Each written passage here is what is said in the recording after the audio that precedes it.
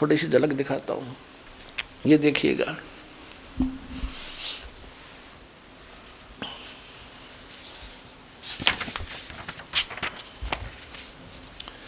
प्रकाशक हैं सार्वदेशी कार्य प्रतिनिधि सभा, महर्षि सिद्धांत भवन, रामलीला मैदान, नई दिल्ली से। ये अनुवाद करता मुद्रक, ये प्रिंस ऑफ सेट पेंटर से। अब इसके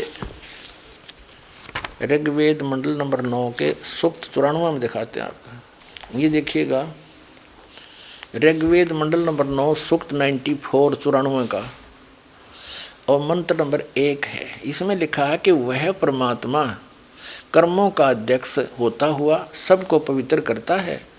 और इस मूल संस्कृत में है, ये देखियो, कवियन वर्जम न, कवियन वर्जम, इसका अर्थ इन्होंने यहाँ किया है, यहाँ पर कवियन, वह परमात्मा कर्मों का अध्यक्ष होता हुआ सबको पवित्र करता है।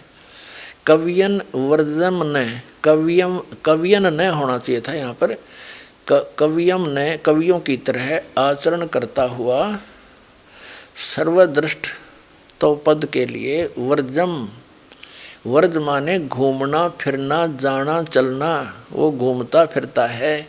कवियों की तरह आचरण करता हुआ वो घूमता फिरता है। अब वर्ज माने दिखा देता हूँ थोड़ा।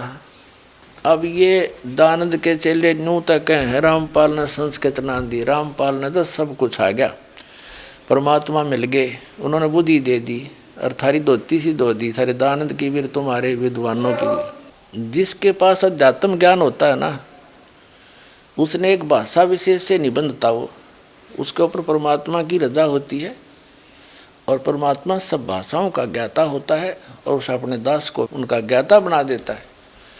इस दास रामपाल दास में परमात्मा की विशेष कृपा, मेर बरा पंजा है। तो आपको दिखाते हैं वर्ज माने क्या होता है, देखिएगा। शब्द कोश, यह संस्कृत हिंदी कोश वामन शिवराम आपटे इसके संग्रह करता है। मोतीलाल बनारसी दास पब्लिशर्स प्राइवेट लिमिटेड, दिल्ली से ये छपा है। देखिएगा ये पृष्ठ इसके 93 पर। वर्ज, ये वर्ज शब्द है। वर्ज माने जाना चलना, प्रगति करना, विदा होना। यहाँ देखिए वर्जम, घूमना फिरना, वर्जनम, घूमना फिरना, यात्रा करना, घूमना फिरना है, और जाना चलना। अब इसका अर्थ ये है, ऋग्वेद मंडल नंबर 9 सूक्त 94 के मंत्र 1 में यह स्पष्ट हो गया। एक बार फिर देख लीजिए कि वो परमात्मा कवियों की तरह आचरण करता हुआ घूमता फिरता है। ऋग्वेद मंडल नंबर 9 सूक्त नंबर 96 के मंत्र नंबर 16 से लेकर 20 तक स्पष्ट कर दिया कि उस परमात्मा का नाम कबीर देव है। कबीर वाणी के माध्यम से वो अपने लोकोक्तियों के माध्यम से, कविताओं से अपने तत्व ज्ञान का प्रचार करता है, और वो ऋषि रूप में प्रकट परमात्मा द्वारा बोली गई वो वाणी संस्मरणीय था। असंख्य गणीय हजारों की संख्या में बोली गई वाणी उसके अनुयायियों के लिए अमृत तुल्य होती है। उसके अनुयायी उनको पढ़ते रहते हैं। वेद के तो ऐसे ही करता हो भगवान, और कविताओं से, लोकोक्तियों के माध्यम से, शब्दावलियों के माध्यम से, दोहों के माध्यम से वो अपना ज्ञान कविताओं से प्रकट करता, बोल बोल कर बोलता फिरता घूमता फिरता है कवियों की तरह। जिस कारण से वो एक प्रसिद्ध कवि की भी उपाधि प्राप्त करता है, लेकिन वो तो होता है भगवान ही स्वयं, और वह वेद प्रमाण कर रहे हैं। तो इसलिए महर्षि दानंद ने भगवान को जाना नहीं, इसलिए भगवान की भी निंदा कर दी और पाप का भागी हुआ, जिस कारण से उसका अंत बहुत बुरा हुआ, अच्छा नहीं हुआ। 1 महीने तक बुरा हाल होकर मरे, मुंह पर छाले, जीभ में छाले, टट्टी पेशाब माए निकल जाती, भुगत का मरा। 1 महीने तक बुरा हाल हुआ। तो कहने का भाव ये है दास का कि उसकी दशा को देखकर हम न डर लगना चाहिए कि साधक न्यों मरे, फिर क्या भक्ति हुई इसकी।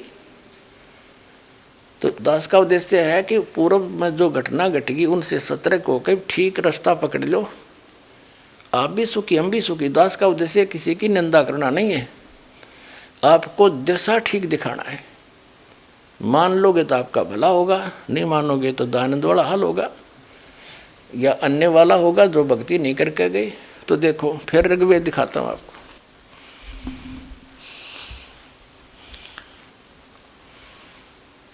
ये वही है, ऋग्वेद मंडल नंबर 9 सूक्त 94 का यो मंत्र 1 है। इसकी मूल संस्कृत यहाँ पर है। ये है कवियन वर्जम ने, इसका अनुवाद यहाँ किया इन्होंने। इन्हीं इंजीनियरों ने कर रखा है अनुवाद इनका, दानंद के चेल्या ने। वह परमात्मा कर्मों का अध्यक्ष होता हुआ सबको पवित्र करता है, कवियों की तरह आचरण करता हुआ सर्वदृष्ट तो पद के लिए वर्जम ने, ये वर्जम माने घूमता फिरता, इन्होंने क्या डंगा कर रखा है, इंद्रियों के अधिकारण के मन के समान। कोई बात हुआ या? इसका अर्थ है वर्जम इंद्रिय कवियों की तरह आचरण करता है। तो कवि तो घूमते फिरते भी होंगे, तो वर्ज माने घूमना फिरना, जाना चलना, तो कवियों की तरह घूमता फिरता है, चलता फिरता रहता है। अब यहाँ देखिएगा, ये ऋग्वेद मंडल नंबर 9 सूक्त 95 का, ये 94 का ही है 4 वैसे तो, क्योंकि 95 तो यहाँ से शुरू होता है नीचे से, ये 94वां सूक्त समाप्त होता है। यहाँ 94 के ही 4 नंबर में क्या कहा है कि वह परमात्मा ऐश्वर्य के लिए सर्वत्र प्रकट है और श्री के लिए सर्वत्र गतिशील है। सब घूमता फिरता रहता है, इसका अर्थ ये है। और ऐश्वर्य को और आयु को, यानी कुछ समय के लिए यहाँ रहता है, उपासकों के लिए धारण करता है, अपने भक्तों के लिए ज्ञान देने के लिए कुछ समय यहाँ भी एक जीवन, यानी एक जीवन सा जी कर दिखाता है। कुछ समय यहाँ भी रहता है, लेकिन सहस्री रहता, सहस्री चला जाता है। अब ऋग्वेद मंडल नंबर 9 सूक्त 95 का मंत्र 2 में देखेंगे। अब इसमें क्या बताया है कि वह पूर्वोक्त परमात्मा साक्षात्कार को प्राप्त हुआ, यानी यहाँ आता है अपना, यहाँ अन्य रूप धारण कर लेता है। यहाँ आता है वाक द्वारा मुक्ति मार्ग को, वाक माने वाणी द्वारा बोल बोल कर मुक्ति मार्ग की प्रेरणा करता है।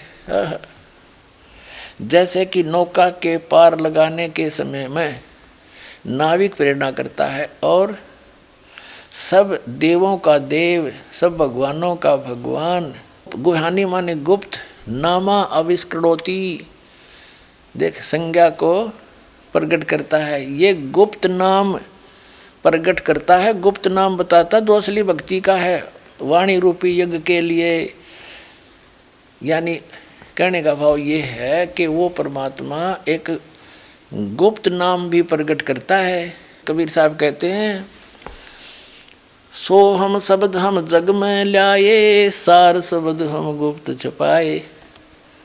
ये सो हम शब्द गुप्त नाम है, यो मैंने प्रकट किया यहाँ पर लाके। यही वेद बताते हैं कि वो परमात्मा गुप्त नामों को प्रकट करता है, सार नाम भी वो गुप्त रखता है। इस दास को दिया ही प्रकट करेंगे हम, और सारे विश्व में तैल का माचेगा, सब कल्याण होगा सबका, और सब विश्व पार हो जाएगा, सतलोक चलेंगे जहाँ कोई दुख नहीं। वेद सत्य विद्या का वस्तु है, महर्षि दानंद स्वयं कहता है। देखिएगा, महर्षि दानंद कहता है कि वेद सब सत्य विद्याओं का पुस्तक है, महर्षि दानंद। तो पुण्यात्माओं, जब वेद सत्य है तो महर्षि दानंद का सत्यार्थ प्रकाश जो उसका अनुभव वो क्या है, वो उसका सत्यानाश प्रकाश है। हो गया सिद्ध, वेदों में साकार सिद्ध कर दिया ढेर सारे प्रमाणों में कि वो परमात्मा कवियों की जैसा आचरण करता है, और वो घूमता फिरता है, सब जगह कवियों की तरह आचरण करता है, सबको ज्ञान देता है। वो फिर परमात्मा कौन हुआ? कबीर इज गॉड, वो पूर्ण परमात्मा। ये लीला की किसने? आपके रूबरू कर दी कि कबीर भगवान ने, उस परम अक्षर ब्रह्म ने, जो काशी में जुल्हा आए थे, और आँखों देखा परमात्मा के महापुरुषों ने, उनने बताया कि दो ठोड़ है, एक तू भया एक से दो, गरीबदास हम कारणे आए हो मग जो, वहाँ से चल कर आए हो हम कारणे। गरीबदास जी कहते अनंत कोट ब्रह्मांड का एक रति निभार सतगुरु पुरुष कबीर हैं, ये कुल के सर्जनहार। तो कबीर जो काशी में आए थे पूर्ण परमात्मा है और वेद उसी की महिमा गाते हैं। इति सिद्धम परमात्मा साकार है, नर आकार है और एक स्थान पर रहता है, वहाँ से गति करके आता है और सह शरीर है, उसका नाम कबीर है।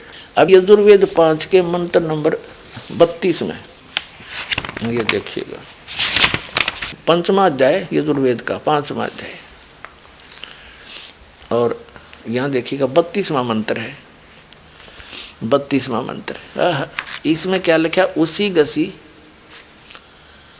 और कबीर अंगारियसी, ये कबीर है, हम इसको कबीर बोले, वह बोलते हैं वह को, कबीर अंगारियसी बम्भारी अवेसुरसी दुवसान सुधन्नुअसी। अब इसका अर्थ देखेंगे, हे जगदीश्वर जिस कारण आप उसिक कांतिमान असी माने हैं। अंगारी माने खोटे चलने वाले जीवों के शत्रु, अग्ग माने पाप, अरी माने शत्रु यानी पापों के नाश करने वाले हो। और यहाँ इन्होंने कबीर को ये ऐसे कर दिया, कांत प्रजय कर दिया, कांत प्रजय यह लिखना था, शत्रु वाह के होता, वाह शब्द भी लगाया करे, आप शत्रु हैं, या वाह माने या होता, या आप कांत प्रजय हैं, ये तो सीधा अर्थ है, आप कबीर अंगारी असी बम्भारी असी, आप और कबीर हो, आप कबीर देव हैं, यहाँ कबीर देव लिखना था। जैसे अब इसी यजुर्वेद के 36वें अध्याय में महर्षि दयानंद ने प्रथम मंत्र में कि यजु शब्द है, ऋचम वाचम परपदे मनो यजु परपदे, इसका अर्थ यजु का यहाँ कर दिया बिल्कुल सही, ये लिख दिया यजु माने यजुर्वेद, बिल्कुल ठीक लिखा। यदि यहाँ कोई अन्य अर्थ कर देता तो कैसे पता लगता कि यजुर्वेद की महिमा है ये। तो ठीक जहाँ पर इस कहीं भी वेद में परमात्मा की महिमा चल रही हो और वहाँ कबीर, कबीर शब्द है, कवि का 2 अपसर्ग भी लगा रखी हैं, वह अंडरस्टूड होना चाहिए, कबीर देव है, वो कबीर परमात्मा, देव माने परमेश्वर। अब देखो ये अथर्ववेद है, इस ये भी इन आर्य समाजियों का अनुवाद है। इसमें महर्षि दयानंद व उसके चेले ही वेदों का अनुवाद करते रहे हैं। ये कहाँ से छपा है, वहीं से, प्रकाशक है पंडिता राकेश रानी। और ये कहाँ से छपा है, प्रधान कार्यालय वेद मंदिर महात्मा वेद भिक्षु सेवाश्रम लेखराम नगर अब्राहिमपुर मुखमेलपुर दिल्ली, इतना इतना ये है। ये देखिएगा चतुर्थ कांड में, और यहाँ देखिएगा एक 7वां मंत्र है, ये 7वां, इसमें यहाँ पर कबीर देव शब्द है, कबीर देव।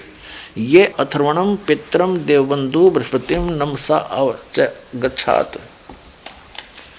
तुम विश्वेश्वाम जनिता, तो माने आप विश्वसाम यानी सब ब्रह्मांडों के उत्पन्न करने वाले हो। यथा से देव कबीर देव है न दबायत स्वाधावान, इसमें लिखा है गतिशील पुरुषार्थी पुरुष निश्चल पिता विद्वानों व सूर्यादि लोकों का बंधु नियामक, बड़ों बड़ों के स्वामी परमेश्वर को नमस्कार के साथ निश्चय करके पहचानिए, हे परमेश्वर तू सब सुखों का उत्पादक हो, क्योंकि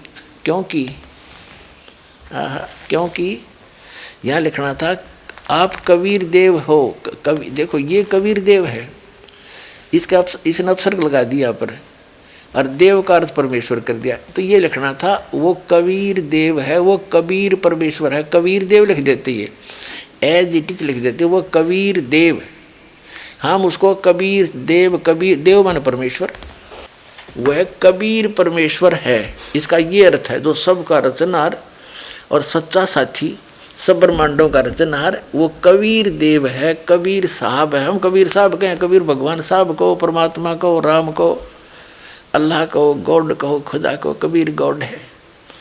अब हम फिर लेते हैं यजुर्वेद, अथर्ववेद रख दिया, ये महर्षि दयानंद का वो अनुवाद है, ये यहाँ से छपा, ये वही का वही उठा रहे। अब यहाँ से फिर हम 5वें अध्याय का, यजुर्वेद का 5वें अध्याय का अब हम 32वां मंत्र पढ़ रहे हैं। 32वां इसमें कबीर अंगारी असी, वो कबीर देव, कबीर साहब, कबीर परमात्मा, पाप नाशक है। बम भारी मान ये क्या लिखते हैं, हे जगदीश जिस कारण आप कांतिमान हैं। ठीक है, यहाँ अंगारी माने पापों के शत्रु, पाप नाशक, पापों का दुश्मन। और आप कबीर देव हैं, यहाँ लिखना चाहिए कबीर देव हैं, कबीर साहब हैं। और बम भारी बंधनों के शत्रु, बम भारी बंधनों के शत्रु, तारादि वाह तारादि तंतुओं के विस्तार करने वाले। एक अर्थ के, एक ही शब्द के इसने 2 अर्थ कर रखे, बंधनों के शत्रु या तारादि तंतुओं के करने वाले। असी माने बम भारी माने बंधनों के शत्रु, हम उसको बंदी छोड़ कहते हैं, बंधनों से छुड़वाने वाले। बता, ये दानंद के चेले कहते हैं कि महर्षि दानंद ने तो प्रकरण वो अनुवाद कर रखे, खाक प्रकरण वश कर रखे। एक मंत्र के 2 तरह से अर्थ, जिसमें बिजली माने भगवान परमात्मा भी, बिजली माने बिजली भी। और यहाँ बमबारी माने बंधनों के शत्रु वा या तारा तत्वों के विस्तार करने वाले। कोई अर्थ है यूँ? एक अर्थ होता है किसी भी सदग्रंथ में, 2 करके उसका कैसे निष्कर्ष निकालेंगे। फिर इसका अर्थ क्या है देखिए, बम भारी बंधनों के शत्रु, ये होना चाहिए था। आप बंदी छोड़ हैं, हम उसको बंदी छोड़ कहते हैं। फिर देखो रत धामा, ये है सवर ज्योति, स्वयं प्रकाशित है वो सतलोक। अब जैसे परमात्मा ने आकर बताया है और जिन महापुरुषों ने जाकर देखा, वापस छोड़ा कबीर परमात्मा ने, कबीर देव ने, कबीर साहब ने उनको वापस छोड़ा।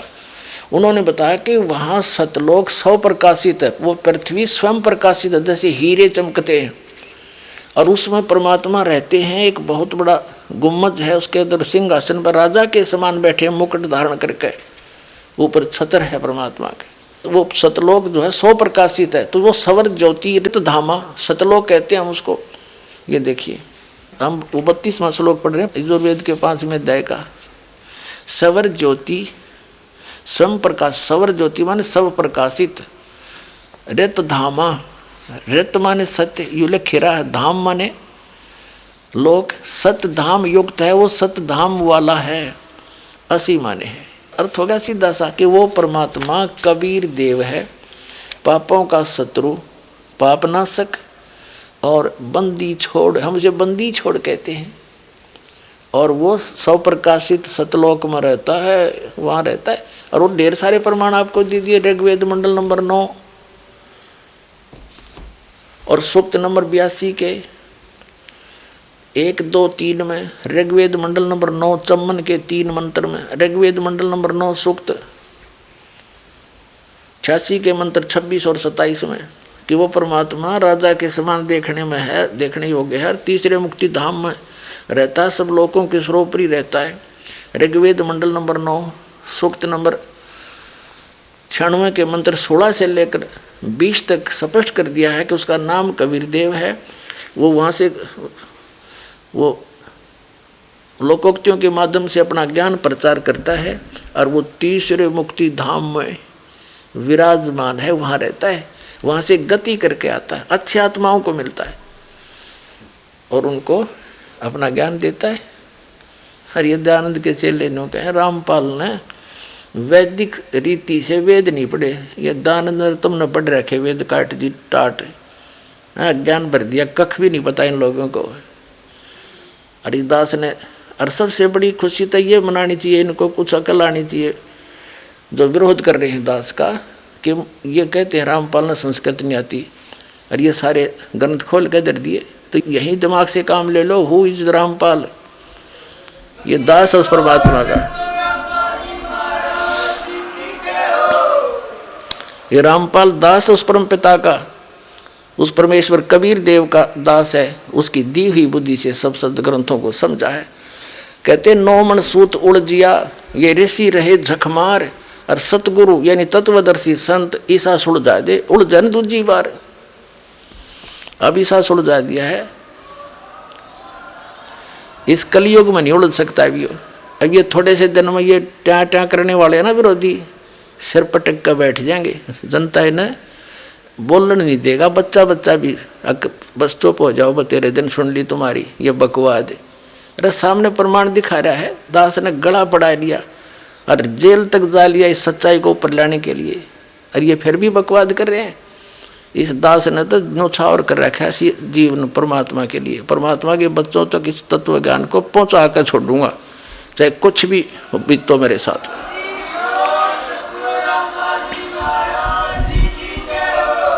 तो महर्षि दयानंद केवल संस्कृत जाने था, व्याकरण भाषा का ज्ञाता व्याकरण जान ही लेता है। एक भाषा के ज्ञान से महर्षि नहीं हो सकता, शास्त्री उस विषय का हो सकता। बस अध्यात्म मार्ग में तत्व ज्ञान की आवश्यकता होती है, वो इनके पास था ही नहीं, वो इस दास के पास है। और सबके ज्ञान का कति खाल तार के दर दूंगा। जितने भी आचार्य, ये शंकराचार्य, महर्षि या संत बने फिरे हैं, इनको कहीं छुपने जगह नहीं रहेगी। ये जनता इनको धिक्कार रहेगी, इनके एक वचन भी सुनने को कोई तैयार नहीं रहेगा। और जितने भी ये टीवी चैनल हैं, इलेक्ट्रॉनिक मीडिया या समाचार पत्र, ये अपना दायित्व भूल चुके हैं। उन्होंने चाहिए ये सत्य ज्ञान सब जगह पहुँचाने के लिए मदद करनी, इस दास के लिए कर रहे हैं विरोध। एक इस साधना चैनल न छोड़ के सब दूर भागते हैं सच्चाई को आगे लाने के लिए। तो हितैषी कहाँ ये जनता के? इन्होंने तो अपना पैसा चाहिए, सिर्फ अपना पैसा चाहिए। जनता भाड़ में जाओ। और एक है ये पुण्यकर्मी प्राणी साधना चैनल का जो मालिक है, और धन्य इसमें कार्य करने वाले जितने भी पुण्यात्मा हैं, जिनको एक बहुत बड़ा क्रेडिट मिल रहा है परमात्मा के सच्चे ज्ञान को उसके बच्चों तक पहुंचाने में, जो ये मदद कर रहे हैं, इनको बहुत बड़ा लाभ होगा। इसके साथ साथ जी जागरण चैनल भी कर रहा है, लेकिन ये खुल के नहीं आना चाह रहा। और एक दिन ऐसा होगा, या तो युग ज्ञान चलेगा, न ये टीवी चैनल सब बंद हो जाएंगे। वो दिन दूर नहीं है, कोई सुना ही नहीं गा इनकी बकवादों को।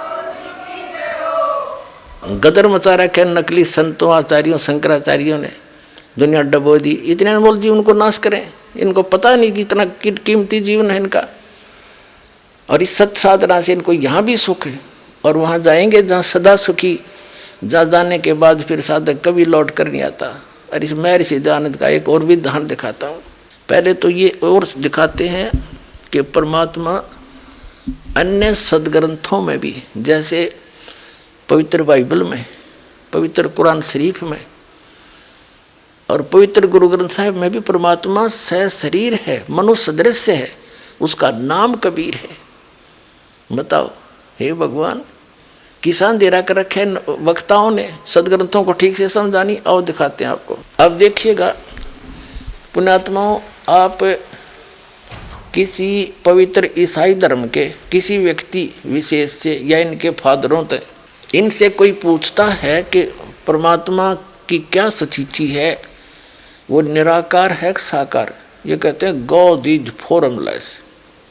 कोई बात हुई? परमात्मा निराकार है। देखिएगा पवित्र बाइबल को ये स्रोतधार्य मानते हैं कि इसमें जो लिखा वो सत्य है, उसके आधार से ज्ञान प्रचार करते हैं ईसाई धर्म के प्रवक्ता। ये पवित्र बाइबल क्या बता रहा है? इन सब का मोतियाबंद हो रहा था। परमात्मा कबीर जी कहते हैं, मोती मुक्ता दर्शत ना ही ये जगह सब अंधरे, और दिखत के तैन चश्मिन का फिरा मोतियाबंद रे। जैसे किसी व्यक्ति की आंखों में मोतियाबंद हो जा, आंखें ऐसी दिखेंगी जैसे स्वस्थ हैं, लेकिन उसने दिखता कुछ नहीं, नपटंदा है वो। तो ये नपटन देते दिखे थे विद्वान, 4 श्लोक घोट दिए गच्छामी करके हमने मूर्ख बना गए। अब देखो ये पवित्र बाइबल दिखाते हैं आपको।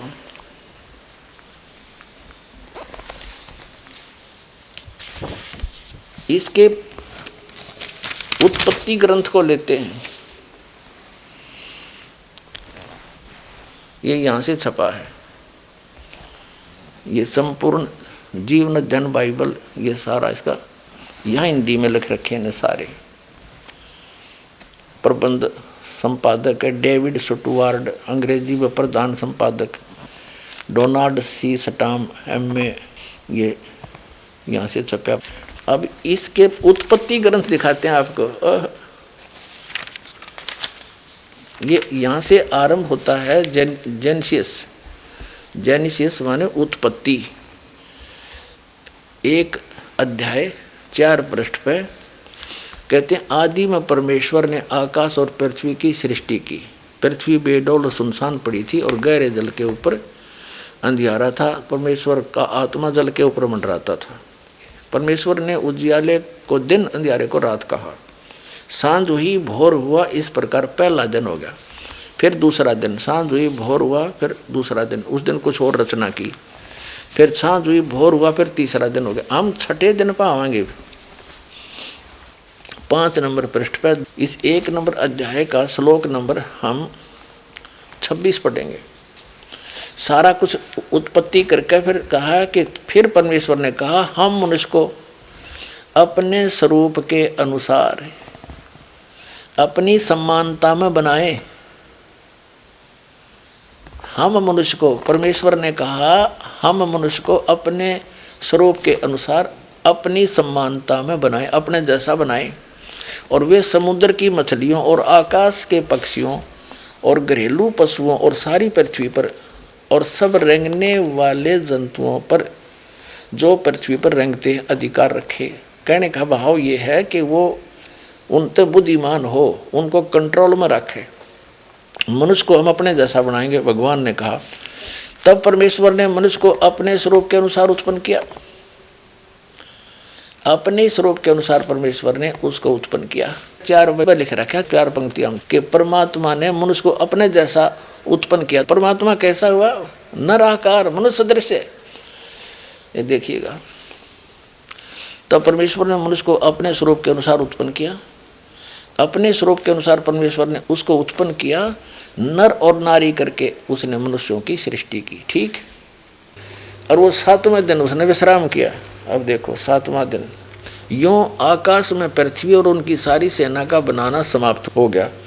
और परमेश्वर ने अपना काम जिसे वो करता था 7वें दिन समाप्त किया। ठीक। अपने काम से वो सारे काम से 7वें दिन विश्राम किया। ठीक। ये आगे दिखाते हैं 10 पृष्ठ पर आ गई बात। आदम ने अपनी पत्नी का नाम हव्वा रखा। जितने मनुष्य जीवित उन सब की आदि माता हुई। और योहा परमेश्वर ने आदम को और उसकी पत्नी के लिए चमड़े के अंगरखे बनवाकर उन्हें पहना दिए। बताओ, फिर निराकार क्यों करोया? बाटिका में घूमे, कपड़े बनवा के लाए, उनती पर आए, फिर भी गोदीज फॉर्मलेस एक लोकवेद बना रखा था। सुना रट्टे लगा रखे थे सबने, सदग्रंथ नहीं समझे। फिर योहा परमेश्वर ने कहा, ओहो, उस परमेश्वर ने कहा, मनुष्य भले बुरे का ज्ञान पाकर हम में से एक के समान हो गया। इसलिए अब ऐसा ना हो ये हाथ बढ़ाकर जीवन के वृक्ष का फल तोड़कर खा ले और सदा जीवित रहे। इससे सिद्ध हो गया यो भगवान का है इनका कि फिर योहा परमेश्वर ने कहा कि मनुष्य भले बुरे का ज्ञान पाकर हम में से एक के समान हो गया। इससे सिद्ध हो गया कि ये भगवान एक से अधिक भी हैं। ये 3 हैं, ब्रह्मा विष्णु महेश। वही अन्य रूप में इनको भी, क्योंकि पूरे 3 लोक को वही कंट्रोल कर रहे हैं, पृथ्वी लोक, स्वर्ग लोक और पाताल लोक को। अब देखिएगा पृष्ठ 24 पर, पृष्ठ 24 पर वही उत्पत्ति 17-18 जेनेसिस 17-18। इसमें 18 अध्याय में अब्राहम ममरे के बांज वृक्षों के बीच कड़ी धूप के समय तंबू के द्वार पर बैठा हुआ था। तब योहा ने, यानी परमेश्वर ने उसे दर्शन दिया। उसने आंख उठाकर दृष्टि की, देखा तो क्या देखा कि 3 पुरुष उसके सामने खड़े हैं। जब उसने उन्हें देखा तो उनसे भेंट करने के लिए तंबू के द्वार से दौड़ा और भूमि पर गिरकर दंडवत की और कहने लगा, हे प्रभु, यदि मुझ पर तेरी अनुग्रह की दृष्टि है तो मैं विनती करता हूँ कि अपने दास के पास से चले न जाना। मैं थोड़ा सा जल लाता हूँ और आप अपने पाँव धोकर इस वृक्ष के नीचे विश्राम करें। फिर मैं एक टुकड़ा रोटी का लाऊं और उससे आप अपने अपने जीव को तृप्त करें। तब उसके पश्चात आगे बढ़ें। क्योंकि आप अपने दास के पास इसीलिए पधारे। उन्होंने कहा, उन तीनों ने कहा, तू जैसा कहता वैसा ही कर। अंडरस्टूड हो गए? ये तीन है। और परमात्मा साकार है, मनुष्य दृश्य है, उसने अपने जैसा मनुष्यों को रचा। तो पुण्यात्मा परमात्मा कहते हैं, एक ना भूला दो ना भूली, भूली सब संसारी। पूरा विश्व भूला पड़ा है सारथ ज्ञान को। तो इस दास पर रजा बख्शिए पुण्यात्माओं, इस तत्व ज्ञान को आप तक पहुंचाने के लिए इसको ग्रहण करो, विचार करो, दास क्यों प्रयत्न कर रहा, क्या स्वार्थ है मेरा। अब आपके समक्ष दो पवित्र धर्मों के ग्रंथों से सिद्ध हो गया, पवित्र वेदों से, पवित्र बाइबल से, कि परमात्मा से शरीर है, मनुष्य दृश्य है, उसका नाम कबीर है। ये भी वेदों में सिद्ध हुआ। कुरान शरीफ भी उसका कबीर नाम को सिद्ध करेगी। और भगवान मूल रूप से तो एक परमात्मा है, उसके अन्य विभाजन किए हुए हैं, वो एक से अनेक भी स्वामी हैं। जैसे ब्रह्मा विष्णु महेश, ये एक विभागीय मंत्री है तीन लोक के। वो आपके सामने पवित्र बाइबल में भी स्पष्ट हुआ और पवित्र वेदों से भी दास ने स्पष्ट किया। अब पवित्र कुरान शरीफ से भी प्रमाणित करते हैं कि जिस परमात्मा ने 6 दिन में सृष्टि रची, वो 7वें दिन तख्त पर जा बैठा, वो साकार है और वो कबीर है। और कुरान शरीफ के ज्ञान दाता से अन्य है वो परमात्मा। कुरान शरीफ के ज्ञान देने वाले को पवित्र मुसलमान धर्म के व्यक्ति ये कहते हैं कि जिसने कुरान शरीफ का ज्ञान दिया वो अल्लाह है हमारा। और वो कुरान शरीफ का ज्ञान दाता हजरत मोहम्मद जी को कह रहा है कि वो तो कबीर नामक अल्लाह कोई और है, जिसने 6 दिन में सृष्टि रची, और वो सर्वशक्तिमान है, सब पाप नाशक है। और उसकी खबर किसी बाखबर से पूछ देखो, जिसने 6 दिन में सृष्टि रची, 7वें दिन तख्त पर जा बैठा। इसी प्रकार गीता ज्ञानदाता 4 अध्याय के 34वें श्लोक में कहता है कि अर्जुन, उस तत्व ज्ञान को तो तत्वदर्शी संतों के पास जाकर समझ, उनको दंडवत प्रणाम करने से, कपट छोड़कर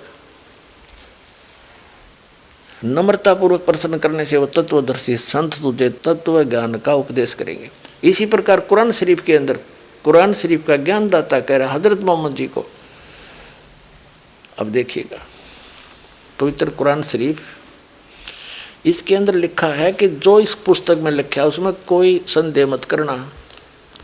यह वह इलामी किताब है जिसमें कोई संदेह की गुंजाइश नहीं है। कुरान शरीफ शास्त्रीय अरबी पद्धति पर नागरी लिपि में रूपांतरकार हैं नंद कुमार अवस्थी।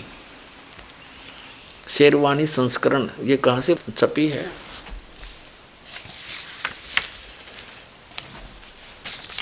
ये वही लिखा कि वो इलामी किताब, इसमें कोई संदेह की गुंजाइश नहीं है।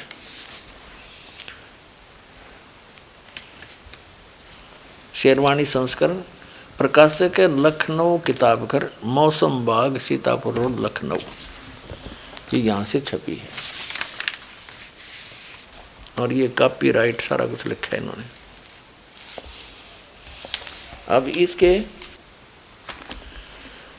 ये देखिएगा, ये है सूरत फुरकानी, कुरान शरीफ सूरत फुरकानी और 25, ये 604 पृष्ठ पे। ये है अरबी भाषा है, लिपिबद्ध उर्दू में है और ये सारा कुछ। और ये भाषा अरबी, ये देवनागरी लिपि में है। यहाँ देखिएगा, ये 52वीं आयत है, यहाँ से देखेंगे 51 यहाँ समाप्त हुई। यहाँ लिखा है फला तुतियल काफिरन व जाहिदुम बिही जिहादन कबीरन। जैसे संस्कृत में हलंत वाला मैं लगाते हैं, जैसे कबीरम लिखते हैं, कबीरम तो मैं हटा दिया जाता, जब हिंदी में लिखेंगे उसको कबीर लिखेंगे। तो ये कबीर शब्द है, सीधा कबीर, ये कबीरन जिहादन। इसका अनुवाद भी इन्होंने यहाँ किया है हिंदी में। ये 51वीं आयत समाप्त हुई, 52वीं शुरू होती है। कुरान शरीफ का ज्ञान दाता हजरत मोहम्मद जी को कह रहा है, तो ए पैगंबर तुम काफिरों का कहा न मानना।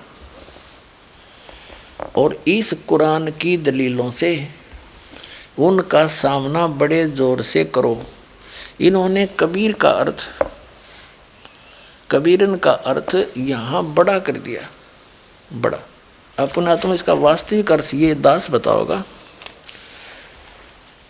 कुरान शरीफ का ज्ञान दाता वही है जो वेद ज्ञान दाता और गीता ज्ञान दाता है।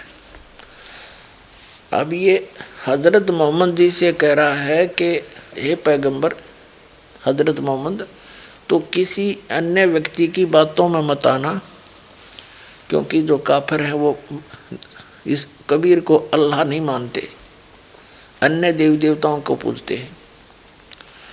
और तुम मेरे द्वारा बताई गई इस कुरान शरीफ की दलीलों पर दृढ़ हो जाना, विश्वास करना। और वो कबीर परमात्मा है, अन्य मानते नहीं है, उसके लिए तू संघर्ष करना, उनकी बातों में मत आना, लड़ना नहीं।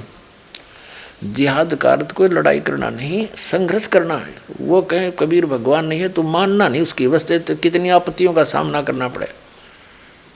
और ये दृढ़ भक्त होते हैं। हजरत मोहम्मद जी ने किसी की बातों को नहीं माना, उसके बाद बहुत सी यातनाएं भी उन्हें दी गई। अब देखो 53 पे है, हम यहाँ पढ़ेंगे, हिंदी पढ़ेंगे। सूरत फुरकानी 25 607 पृष्ठ पे यहाँ देखिएगा।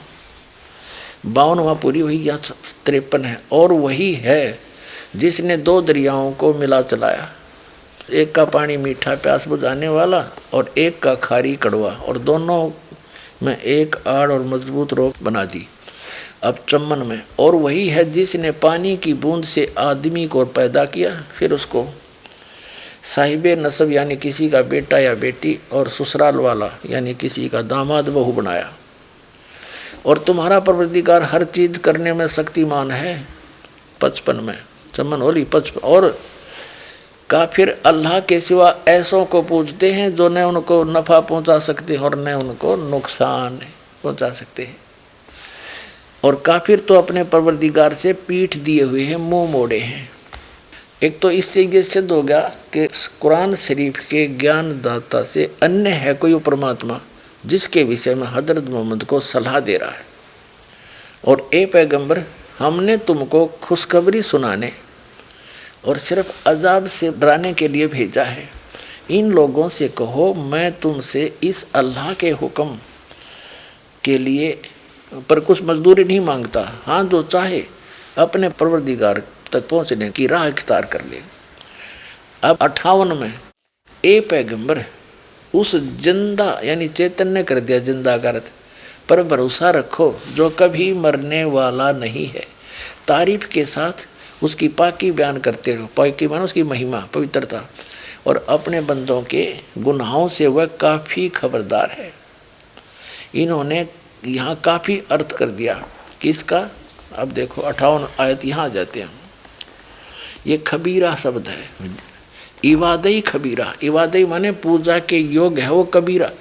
अब यहाँ भी 59 में भी खबीरन कर दिया। इस कबीर कहो, खबीरन कहो, से खबीरा कहो, चाहे कबीर कहो, ये एक ही परमात्मा का नाम है। जैसे हमारे यहाँ हरियाणा में एक पलवल शहर है, वहाँ के क्षेत्र के व्यक्ति उसको परवर बोलते हैं, वो लय को रे बोलते हैं। पलवल को परवर कहते हैं। और जैसे दलिये को हम दलिया कहते हैं ना, दलिये को वो दरिया कहते हैं। तो बात वही है। तो कबीरन कहो, खबीरन कहो, खबीरा कहो, इन्होंने उसका अर्थ कर दिया बड़ा, काफ़ी, बहुत। देखें यहाँ गड़बड़ होगी सारी। अब यहाँ आते हैं हम। ए पैगंबर, उस जिंदा पर भरोसा रखो, वो कभी मरने वाला नहीं है। अब जैसे परमात्मा कबीर जी कहते हैं कि हम मोहम्मद को मिले थे, मोहम्मद जी को, और हम मोहम्मद को वहाँ ले गए। जिंदा महात्मा के रूप में कबीर परमात्मा सभी महापुरुषों को मिले हैं।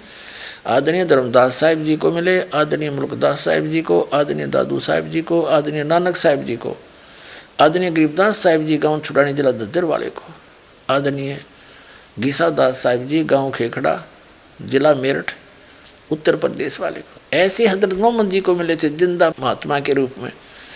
तो ये समझ नहीं सके, अनुवाद करता है जिंदा का अर्थ कर दिया चैतन्य। उसका अर्थ है कि जो तुझे जिंदा के रूप में मिला था वो परमात्मा है, पूर्ण ब्रह्म, जिसने 6 दिन में सृष्टि रची, 7वें दिन तख्त पर जा विराजा। वो अविनाशी है, वो किसी का मारा नहीं मरता, और सब गुनाहों यानी पापों का नाशक है।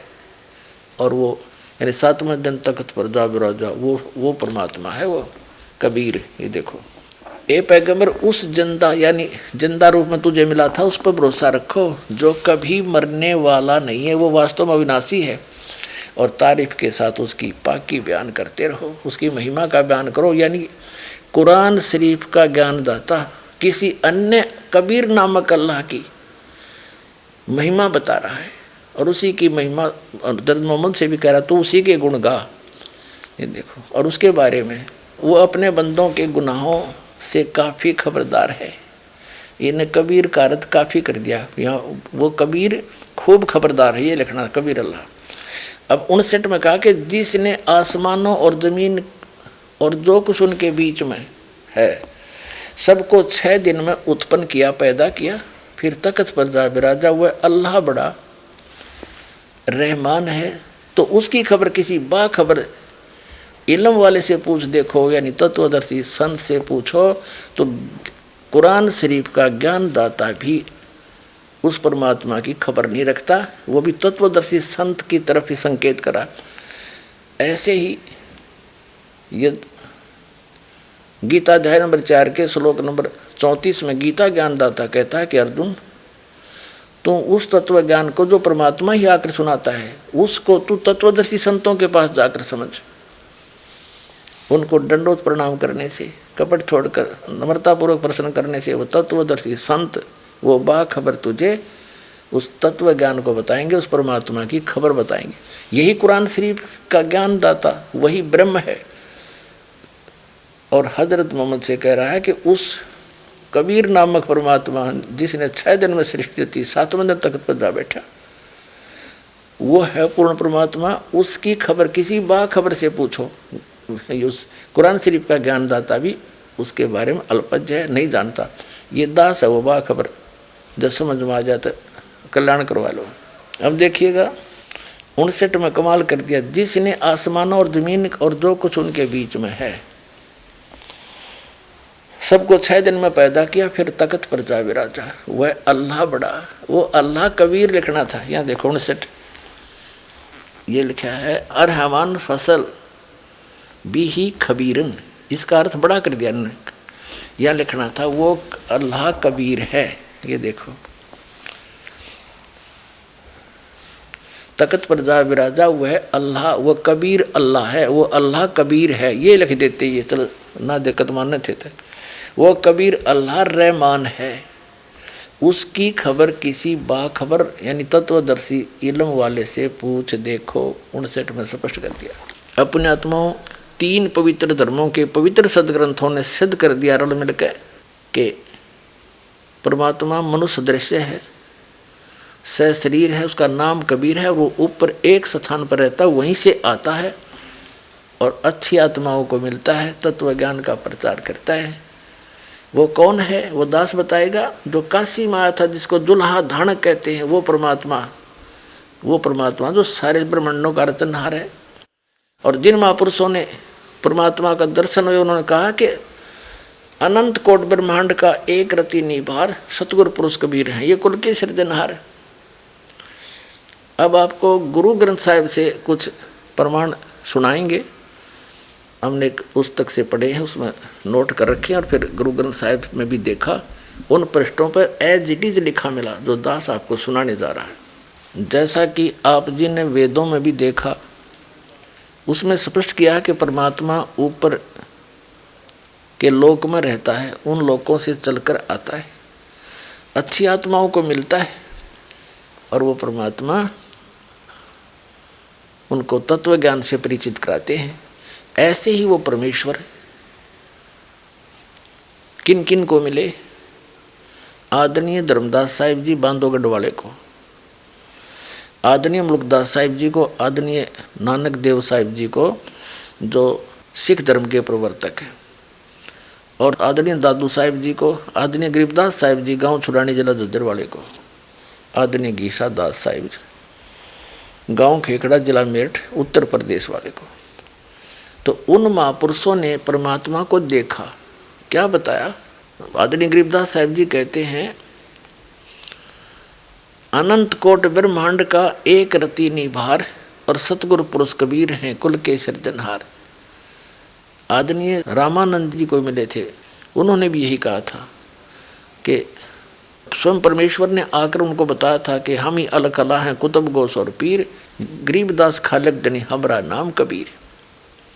ए स्वामी श्रेष्ठा हम सृष्टि हमरा तीर, दास गरीब अधर बसूं। कबीर साहब कहते हैं, अवगत सत कबीर, मैं ऊपर रहता हूँ और मैं सारी सृष्टि का रचनहार हूँ। आदरणीय गरीबदास साहिब जी ने कहा कि अनंत कोट ब्रह्मांड का एक रति निभार और सतगुरु पुरुष कबीर हैं ये कुल के सृजनहार। स्वामी रामानंद जी ने कहा कि बोलत रामानंद जी जब परमात्मा को देखा सतलोक में, फिर यहाँ भी बैठे देखा। बोलत रामानंद जी सुन कबीर करतार, गरीबदास सब रूप में तू ही बोलनहार। दोहू ठोर है एक तू, वहाँ भी तू ही है और यहाँ भी आप ही हो। दोहू ठोर है एक तू, भया एक से दो, कह रामानंद हम कारण, तुम आए हो मगजो, यानी वहाँ से चल कर आए हो।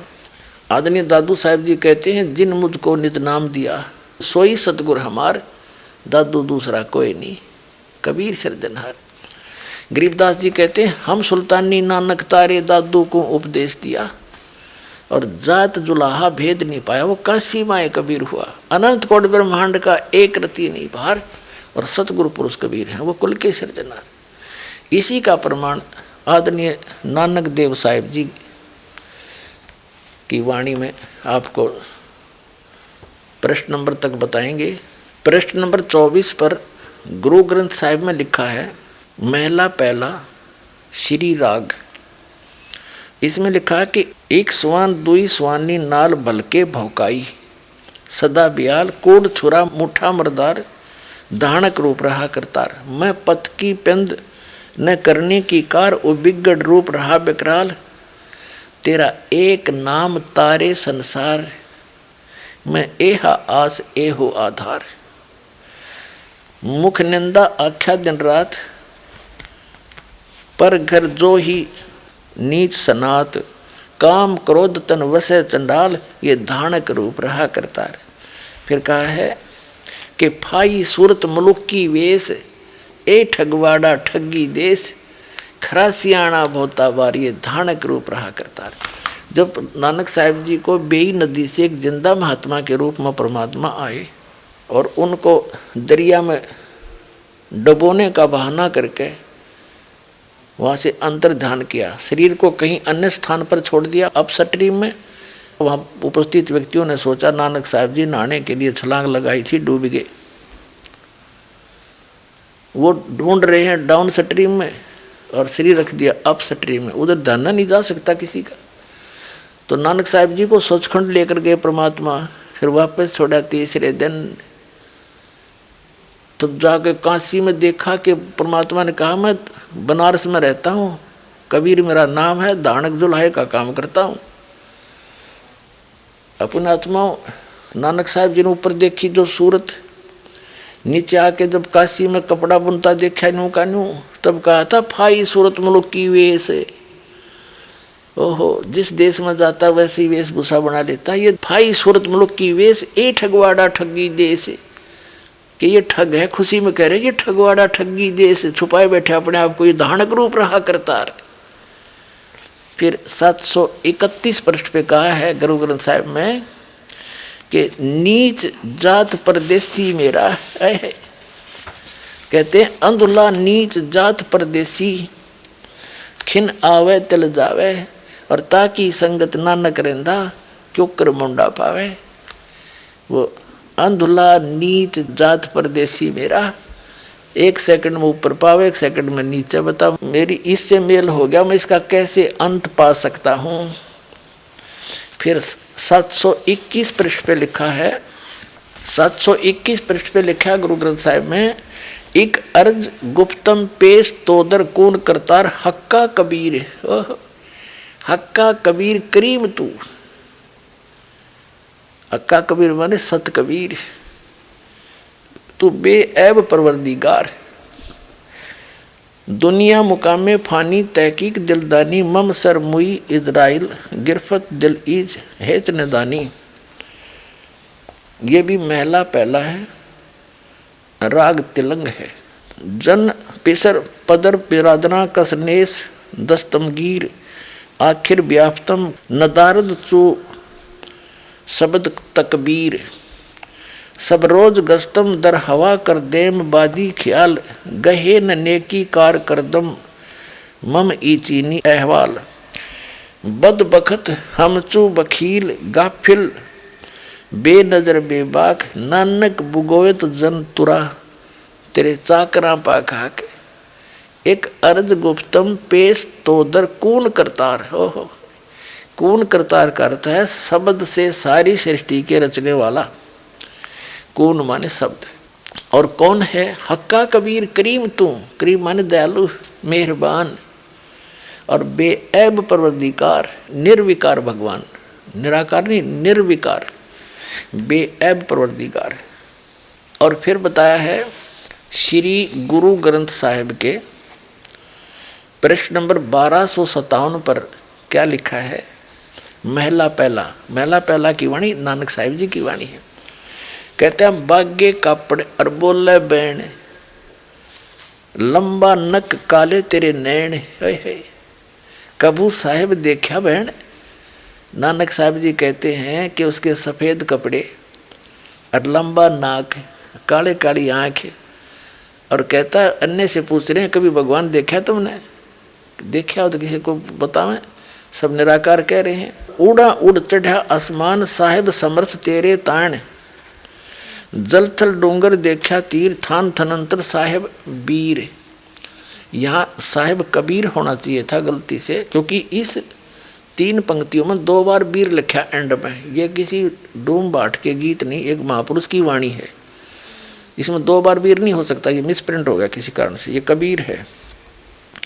जिन तन साज दिए नाल खम्ब अति तृष्णा उड़ने की ढंज।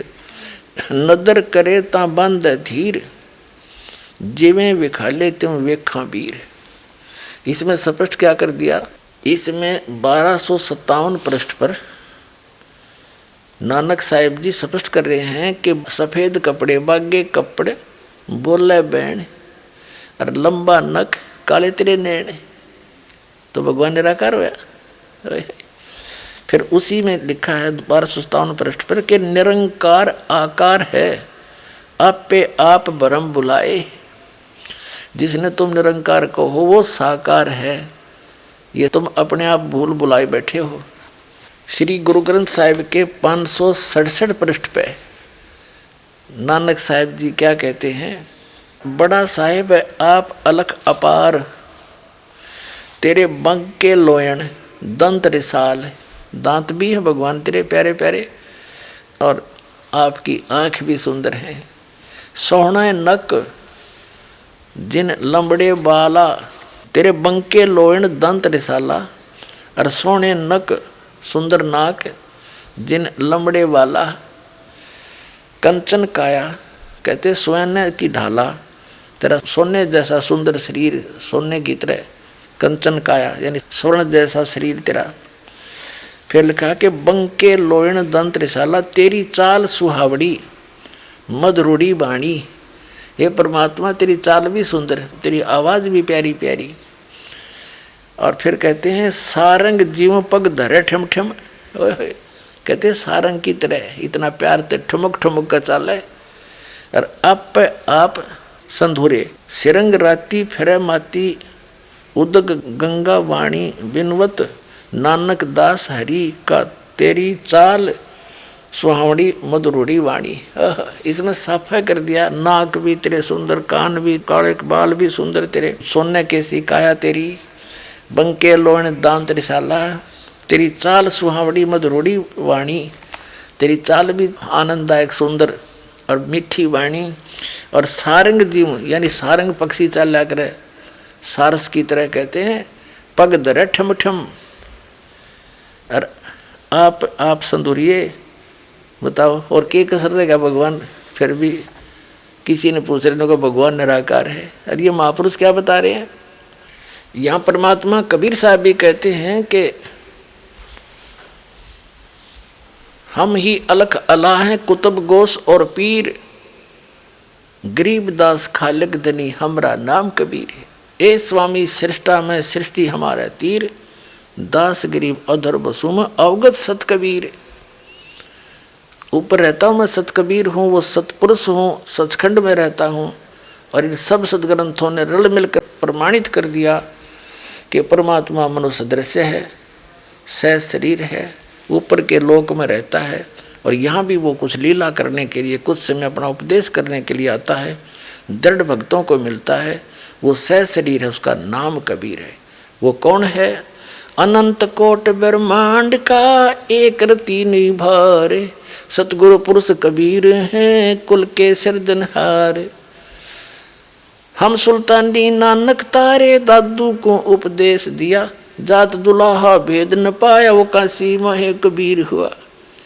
वो धानक रूप रहा करतार, वो कबीर भगवान कबीर इज गॉड, कबीर पूर्ण परमात्मा है। इति सिद्धम सत साहिब।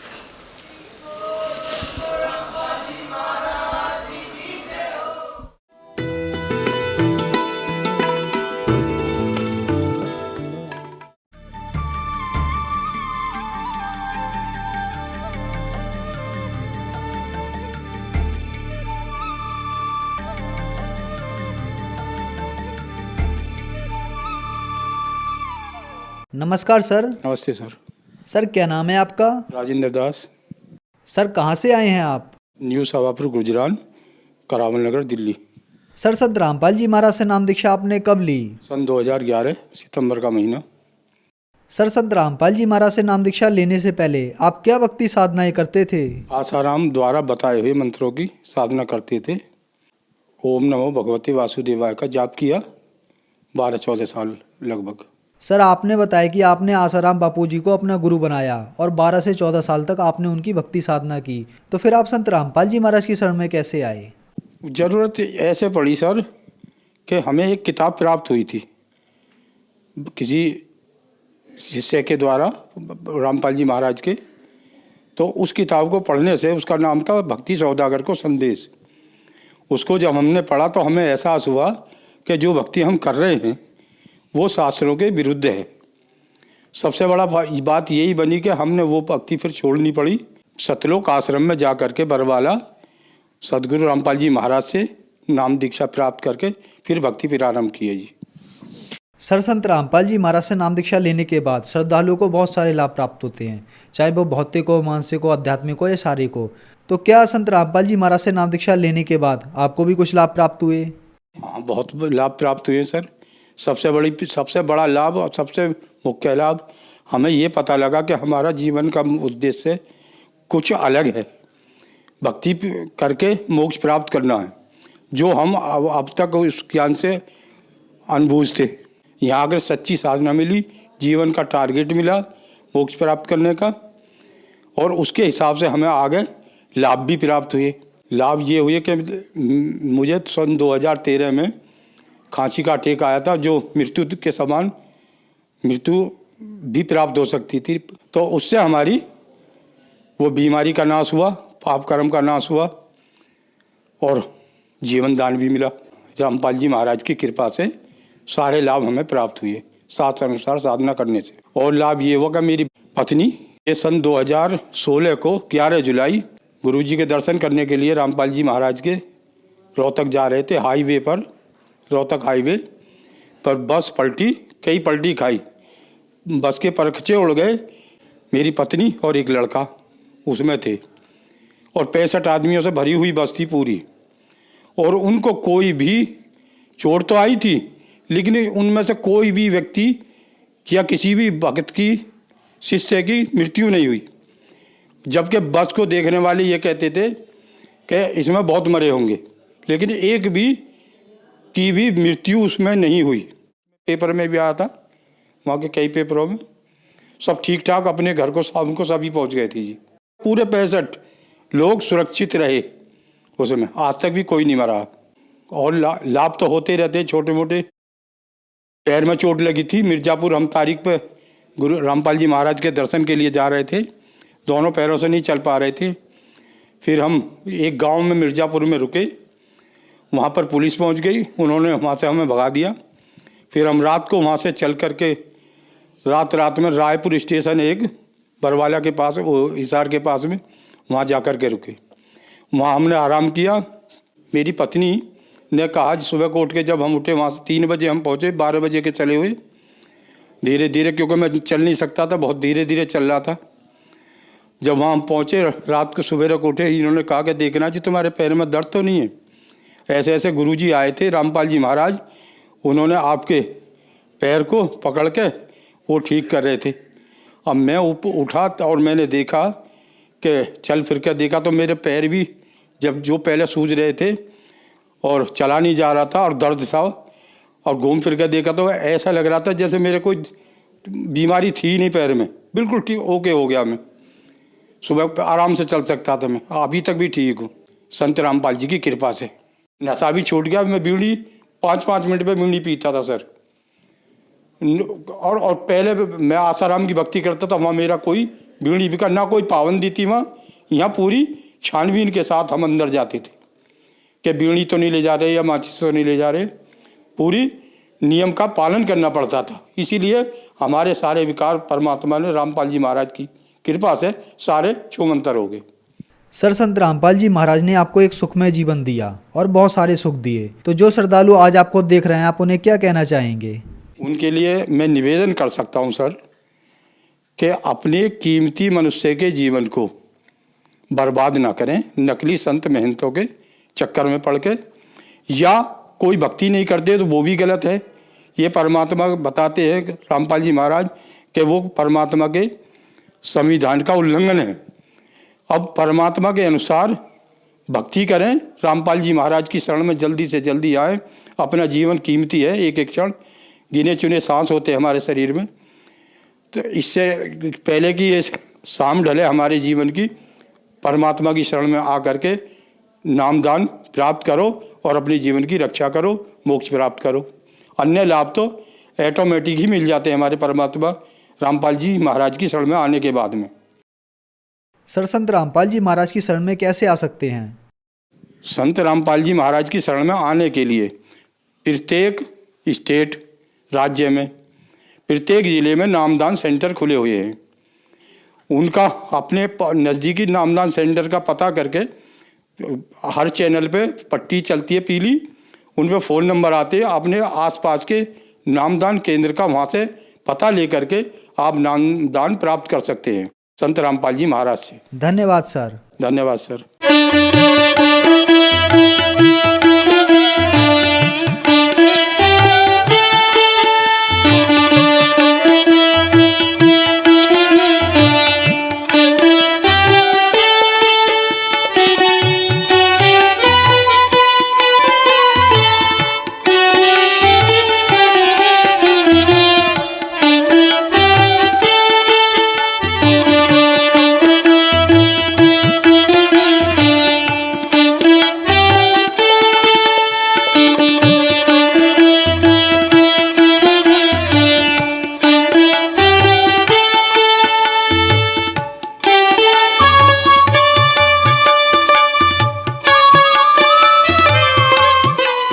आप सुन रहे थे जगत गुरु तत्वदर्शी संत रामपाल जी महाराज जी के मंगल प्रवचन। अधिक जानकारी के लिए विजिट कीजिए हमारी वेबसाइट www.jagatgururampalji.org। संत रामपाल जी महाराज जी के शुभ आशीर्वाद से पूरे विश्व भर में 500 से भी ज्यादा नाम दीक्षा केंद्र हैं, जिन पर संत रामपाल जी महाराज जी द्वारा ऑनलाइन निशुल्क नाम दीक्षा दी जा रही है। अपने नजदीकी नाम दीक्षा केंद्र का पता करने के लिए संपर्क करें 8222880541।